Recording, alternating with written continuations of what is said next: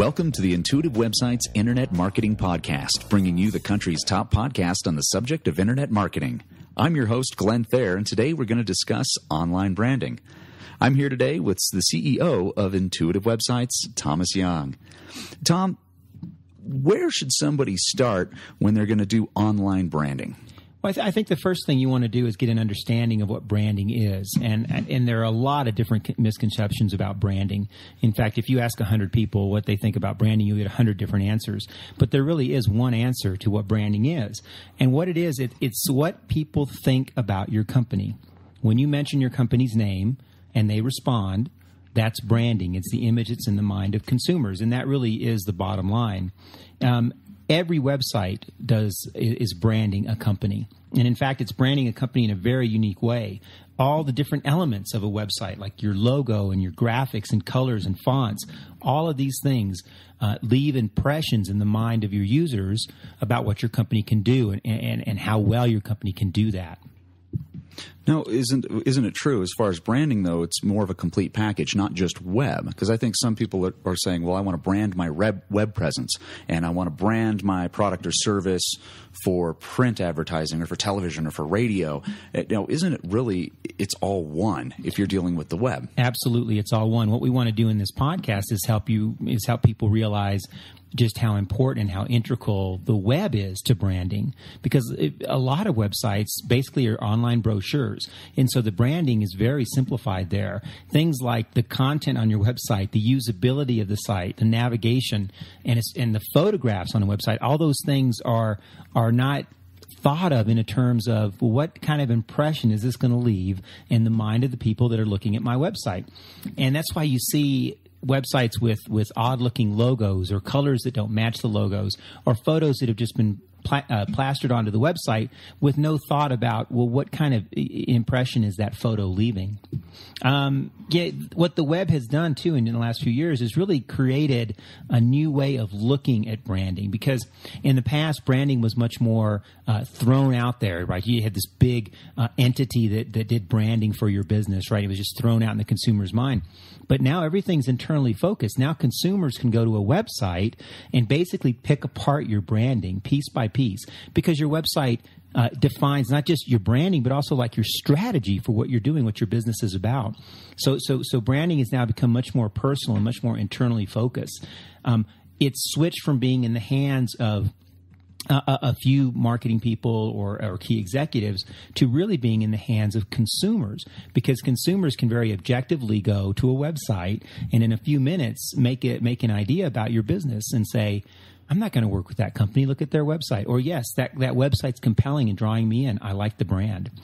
Yes, I mean, one of the ways I like to describe it is that businesses used to be able to hide behind their brand, right? And you think about when branding first evolved in the 50s and the 60s, right. Companies could, it's like take a cigarette company as a perfect example. Marlboro Man. Yeah, yes. They could hide behind their brand. The Marlboro Man looks tough and rugged, while on the inside he's dying of lung cancer, Yeah. And that's what companies were doing. They were saying, this is what we are, and this is who we are. Look at our brand and buy from us because of these images you see, right? Where on the inside, who knows what the company was doing. So now what the web has done is it's basically exposed businesses. They're naked now. They have no clothing to hide behind. And you go to their website and you can quickly see, does this strategy fit with my needs? What's this business really about? And when you tie on that to the fact that consumers now are so much more on to things and are very smart, you can't fool them. Branding is critical, and branding happens online, and businesses are now naked and exposed. Well, and it's also it's something that you mentioned kind of stood out is perception. I mean, branding is the perception of the customers, That's the people right, looking at you. And when you look at it from an online standpoint, if you go to a website from a company who you've normally done business with, and you look at their website and it looks like it was done by somebody in grade school. Yeah. I mean, it was probably perfectly acceptable in 1995, but now in 2008, it's no longer acceptable. If you don't have a high-profile, extremely, I don't want to say a glitzed-out site, because that obviously a lot of times takes up too much bandwidth and wastes a lot of time and energy on everybody. But if you don't have it set up to where it looks good and it represents your company appropriately, I think you'll lose a lot of business that way. Yeah, Wouldn't you absolutely. agree? Oh, absolutely. The website is critical to develop developing this brand. And I think what's happening now online, and you can see this, and we'll talk about this in a second, is the fact that consumers come to a website, disconnect with the brand and the offering, and leave immediately. And that's really a tragedy. That shouldn't be happening. There are ways to avoid that. Well, how does a business owner know if their website's branded correctly? Well, really the bottom line with branding on the web is that you have a fit with your offering and the way your site looks and everything with what the target market is looking for. And it's real important to understand that people that go to websites do not go to browse and to surf with no intended consequence, okay? People are very deliberate when they go to websites. They're looking for something very specific. They want information. That fit between what they're looking for and your branding efforts is critical.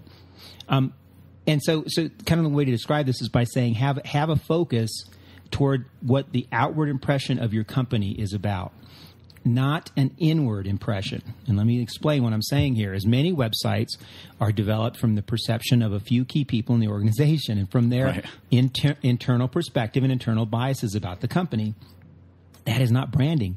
That leads to people leaving your website because they don't know your internal structure and politics and all those things.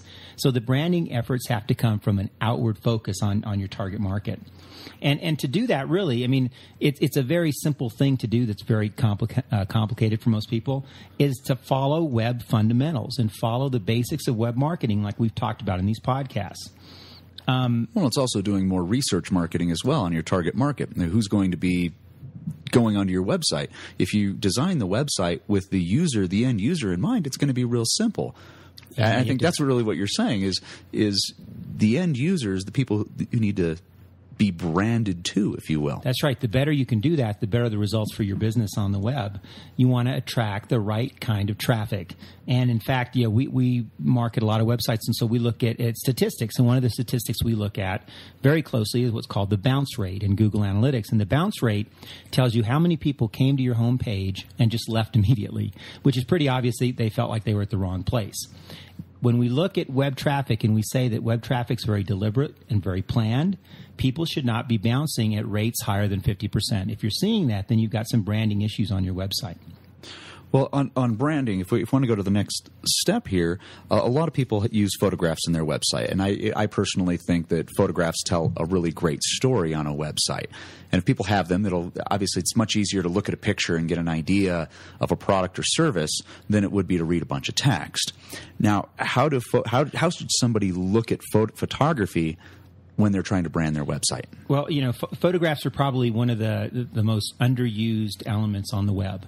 If they're used at all, a lot of times it's just somebody says, well, we need a photo, let's throw something up there.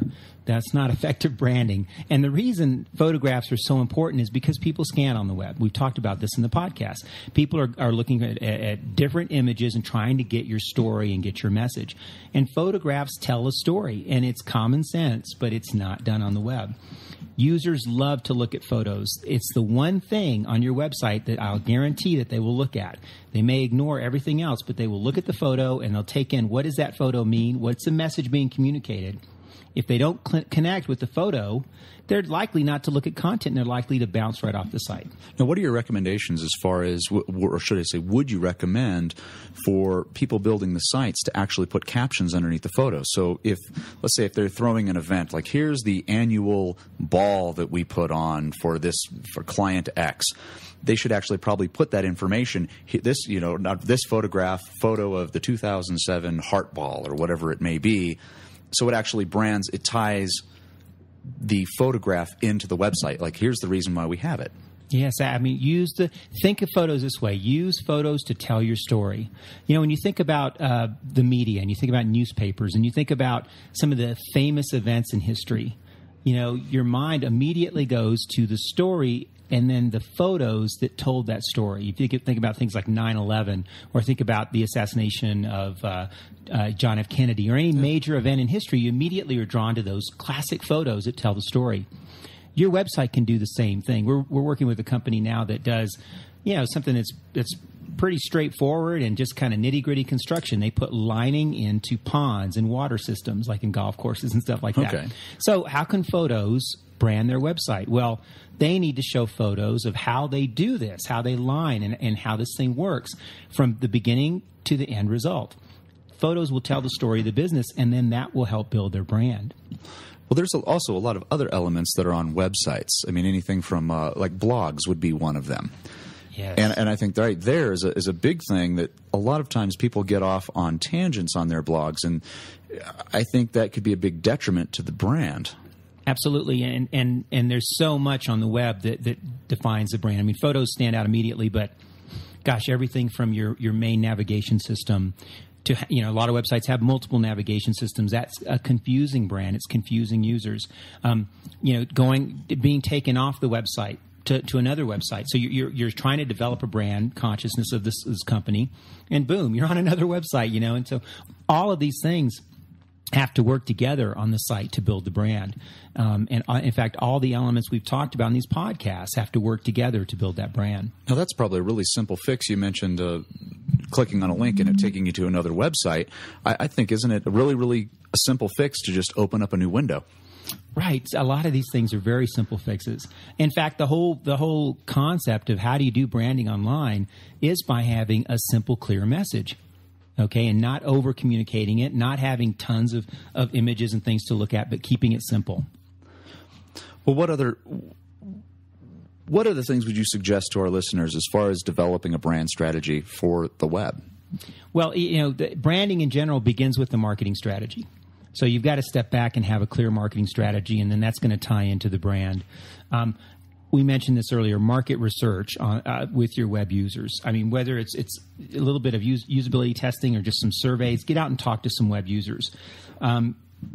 Keep it simple and direct. I mean, it's important to understand that branding evokes emotion. So whatever your website looks like, people are going to have a response to it. They could have a response that says, ooh, yucky. They could have a response that says, wow, show me more. They could have a response that says, cool, I want to look at other things on the site. They could have a response that says, oh, man, who built that site? That's unprofessional. That's what branding does. And those first impressions then are going to either drive them deeper in the site or bounce them right off. What are your thoughts about people using tricks and gimmicks to keep people on the website? Well, yeah, you see, that's we talked about this earlier. People can see through that stuff. And I have sat in marketing meetings where I have to raise my hand and say, users are smarter than that. They'll see through that trick or gimmick. For example, we've had people suggest that websites really try hard to not give away anything for free without getting information from users. Well, users hate that. The last thing users want to do is have a gun put to their head and say, you can't read anything until you give me your email address. But there are marketing meetings going out right now where people are saying, let's do that. We should do that. Nothing goes out till we get their email address. And bounce rates in those kinds of sites are going to be high. Why not have great content that motivates them to give you the email address because of what they've read, not having them go to your competitor sites looking for that?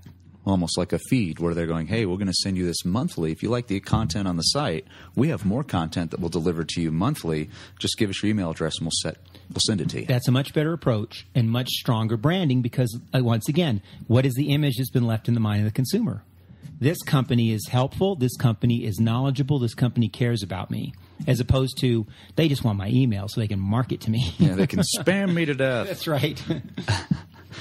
Well, we end each of the podcasts with an action plan. So, Tom, what should our listeners be doing this time around? Well, I've got a few points here, and I think these are going to be key. First of all, take a look at your website from a branding effectiveness point of view. In other words, sit back and just try to get a sense of what do our users think when they come to this site. And when you do that, look at your web stats because you might be amazed how many people are thinking whatever they're thinking as they look at your site and the branding takes its place. And then ask your question: does the branding that's happening on the website fit with our strategy, or was the website just thrown together so we could get something up there? Understand the use of website design and usability guidelines. These podcasts are a great place to get that information. Our articles are great for that as well. Focus on getting the right kind of traffic on your website because even if you have the best branding in the world, if it doesn't connect with what they're looking for, they're going to have high bounce rates. Do market research. Market research is going to give you an idea of if your branding is working. Usability testing, telephone surveys, or just pick up the phone and call a few people and ask them. And then we didn't talk about this yet, but it's in other podcasts. Have a very specific tagline that defines you and the brand, 8 to 12 words, and keep it simple. And then I think you're on your way to doing some good online branding. You know, you mentioned something really quick here before we wrap up here and end. You mentioned about people just trying to throw up a site so at least they have something up there. Yes. For those people who need something now, and they say, hey, I don't have time to go through and build an entire site. I need some type of web presence. For those people who need something right now, what is your recommendation for those people? Say, hey, I need some type of splash page that just has a single page up. What would be your advice to them? Well, I think you simplify and you focus on 2 or 3 very key points about your business. There's some elements you have to have, like an About Us page and so forth, but think about your key offering of your business and have some very simple key messages up there immediately. Don't fill the site with fluff just to fill it up there. Keep it simple. I mean, a bare website is much more effective that does effective branding than a site that's filled full of clutter that just leaves people confused. Wonderful. Thanks so much, Tom. Folks, this has been the Intuitive Websites Internet Marketing Podcast. For more information and to see all the available podcasts and much more, visit intuitivewebsites.com.